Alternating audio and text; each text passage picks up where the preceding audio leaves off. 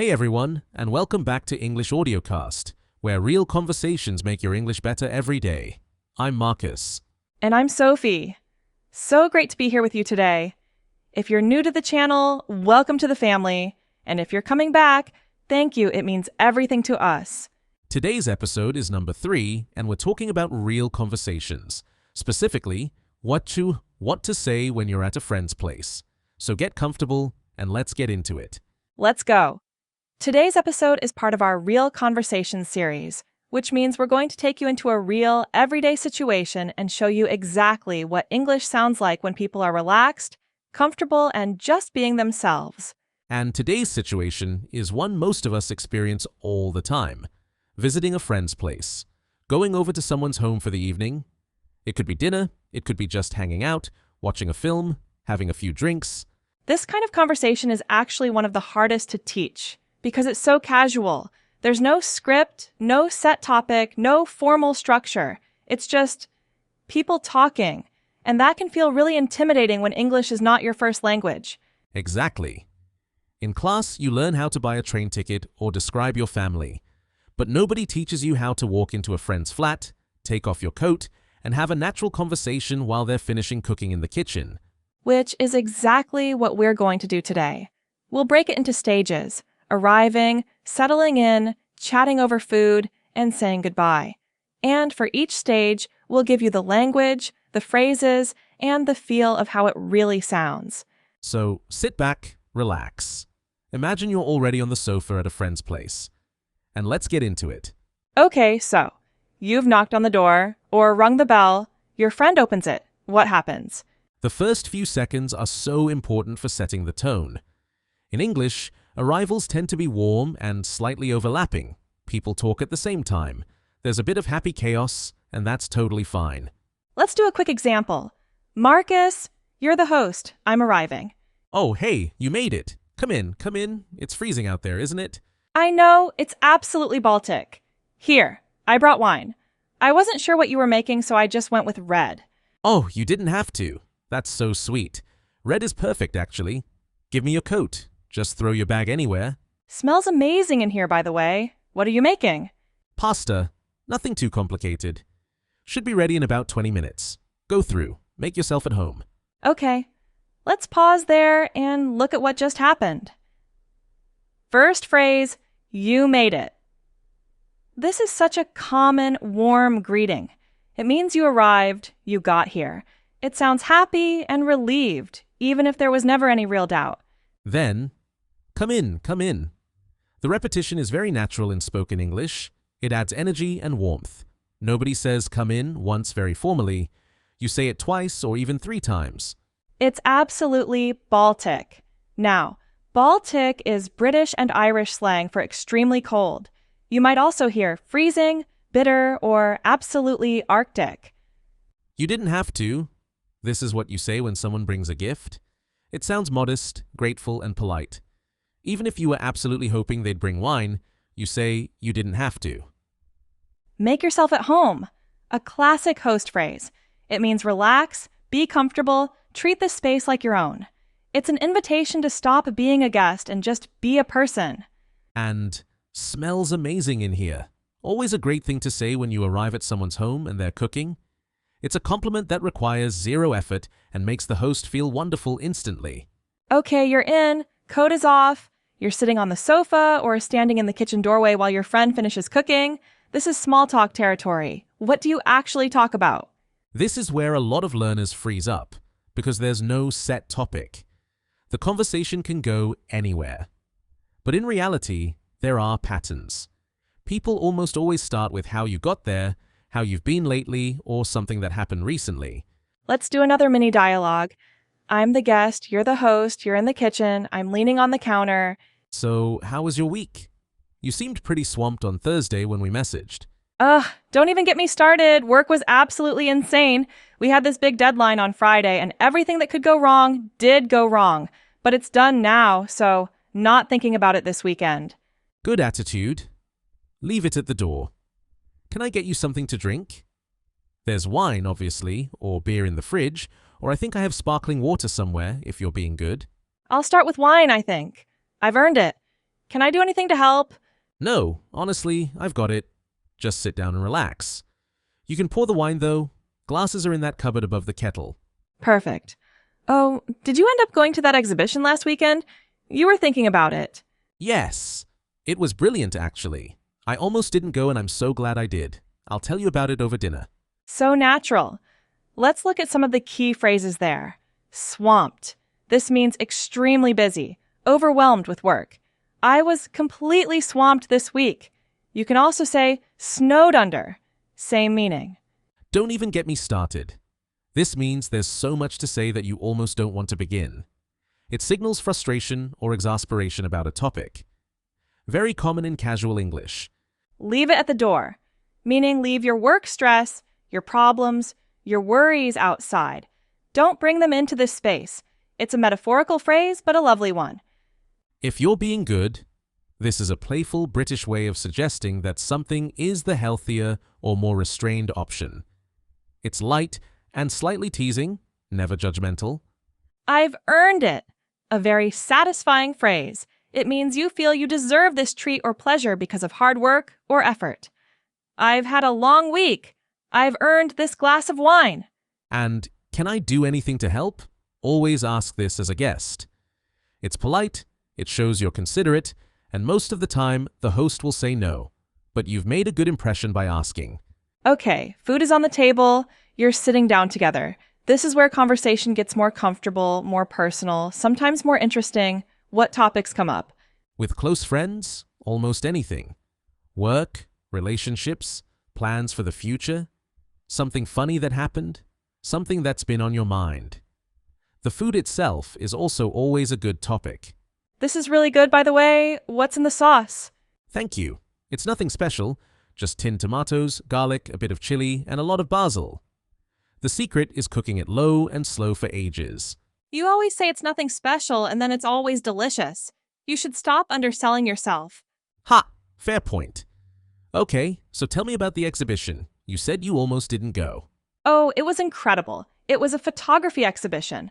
A Polish photographer, actually, which was a nice coincidence. Really raw, documentary-style work.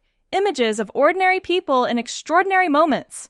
I don't know, it just hit me unexpectedly. I stood in front of one photograph for about 10 minutes.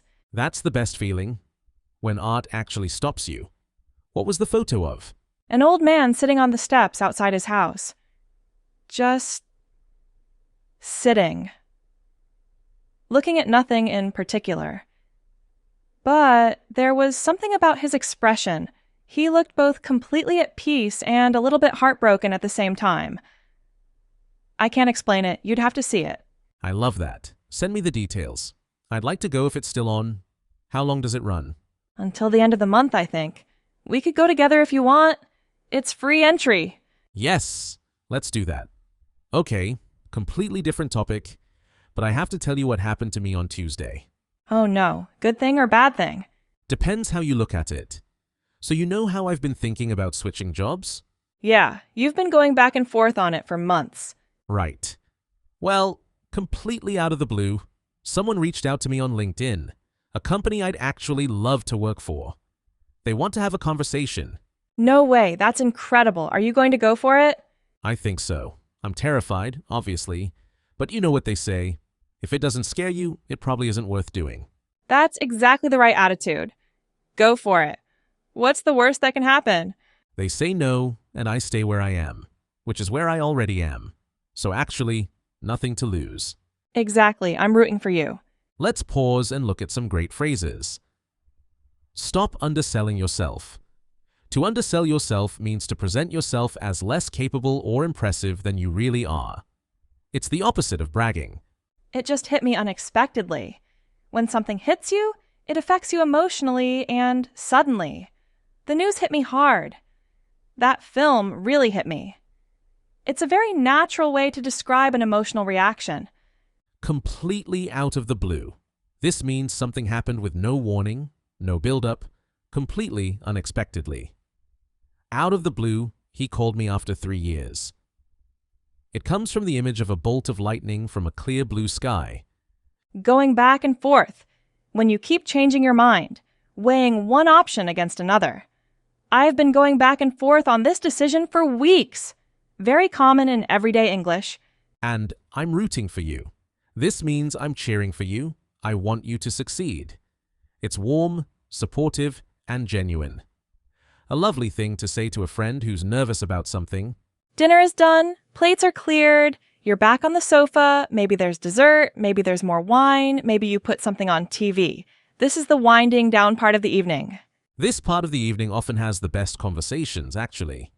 People are full, they're relaxed, their guard is down. Things get a bit more philosophical, a bit more honest. Some useful phrases for this stage.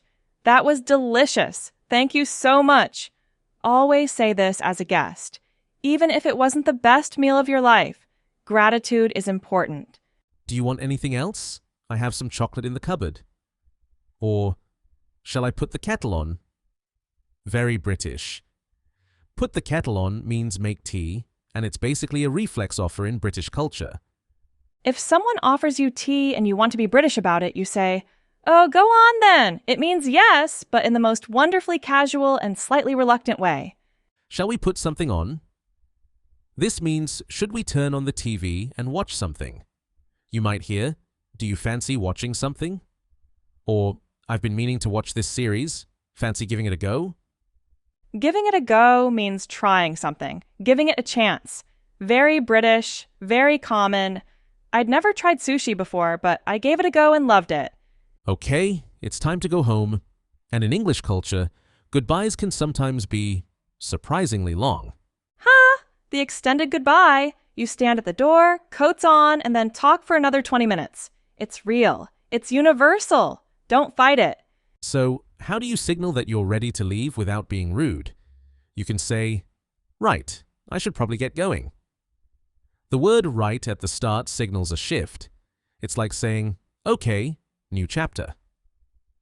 Time to wrap up. Or, I've got an early start tomorrow. A very polite reason to leave. Even if your early start is just making coffee at 9, it's accepted without question. Nobody interrogates you. This was so lovely, we should do it more often. A classic, warm, genuine, and it ends the evening on a positive note. Thank you for having me, or thanks for dinner. Always say this. It's basic but important. The host has put in effort. Acknowledge it. And as the host, you might say, it was so good to see you. Don't be a stranger. Or text me when you're home safe, especially late at night. Let's do the goodbye. Sophie, you're leaving. Right, I should get going. I've got an early one tomorrow. This was really lovely. Thank you so much for dinner and for the wine. Of course. It was so good to see you. Let's not leave it so long next time. Absolutely. And let's sort that exhibition. I'll send you the link tomorrow. Yes, please do. Text me when you're home. Take care. Will do. Night. Night. Short, warm, specific. They made a plan. They acknowledged the evening. They ended on a high. That's the blueprint. Let's not leave it so long next time. This is a gentle way of saying we should see each other more. It's not guilt-tripping, it's just warm and honest. And will do, a very casual way to say yes, I will. Short, confident, natural. Okay, let's bring it all together. Today, we walked through a full evening at a friend's place. From the moment you arrive to the moment you say goodnight. 4 stages: arriving, settling in, dinner conversation, and saying goodbye. Key phrases to remember. You made it. Make yourself at home. Smells amazing in here. Don't even get me started. I've earned it. Out of the blue. I'm rooting for you. Don't be a stranger. Text me when you're home safe.